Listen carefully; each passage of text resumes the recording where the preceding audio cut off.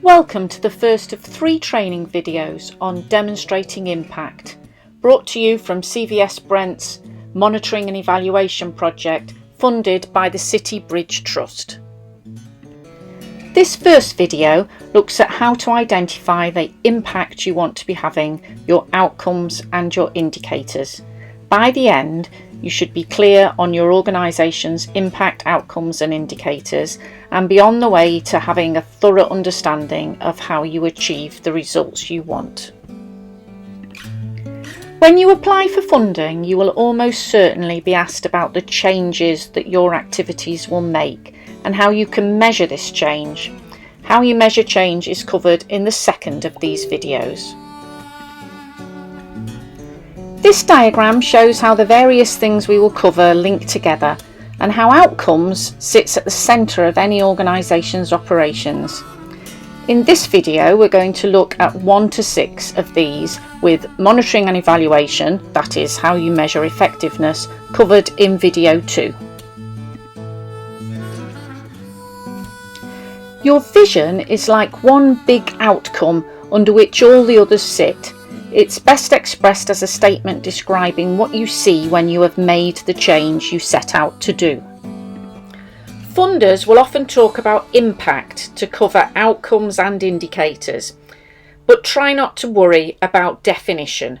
All of these things are referring to the difference you make. However, for the purposes of getting everything in place, perhaps in a business or a development plan, impact is the big, broad change that you contribute to. Pause this video while you create a chart like this one, or download it by following the link. Once you've done that, have a go at completing the first column only, your impact and your vision.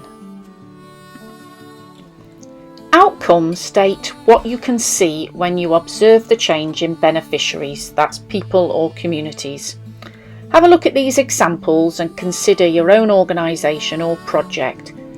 You should aim for no more than 6 outcomes, and often 1 or 2 is enough. Indicators are often more measurable than outcomes.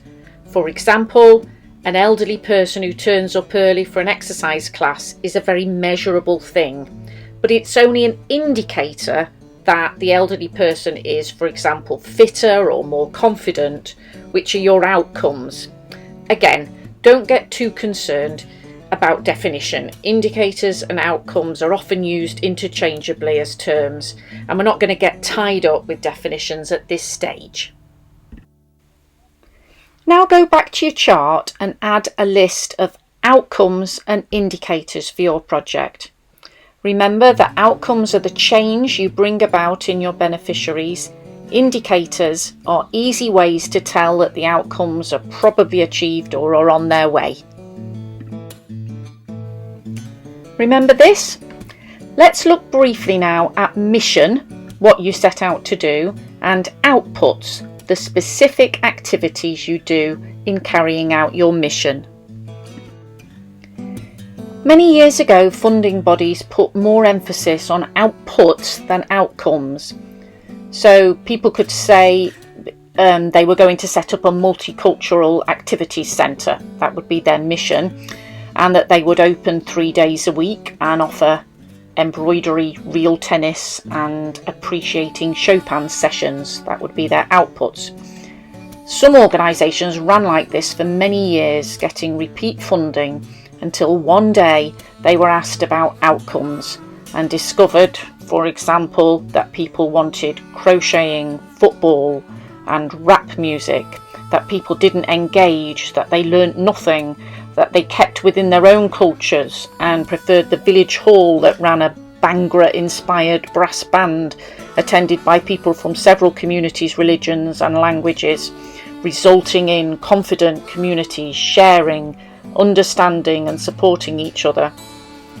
Rather than add mission and outputs in the existing chart, we're going to use them to come fully up to date with a theory of change.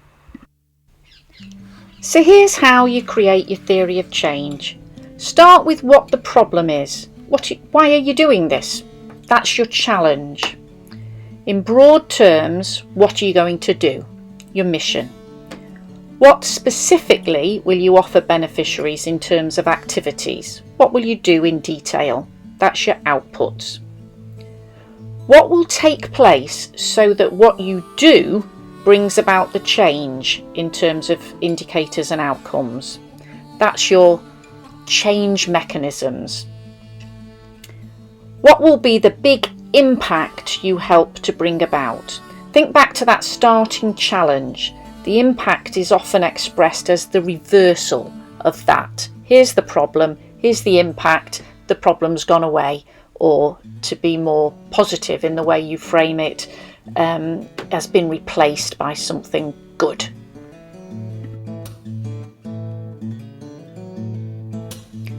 Work on outcomes and indicators for your project or organisation.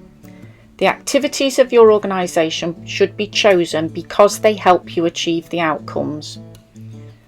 Understand the process that takes place. Why does climbing mountains help people develop resilience and confidence? Why? How does an English language class help refugees feel safe, supported and happy? That's the process, how you get from what you do to the impact, the outcomes, the indicators. Follow the link to complete a short evaluation, get the slides, ask for support. Watch the next video and learn about techniques for measuring all this wonderful stuff.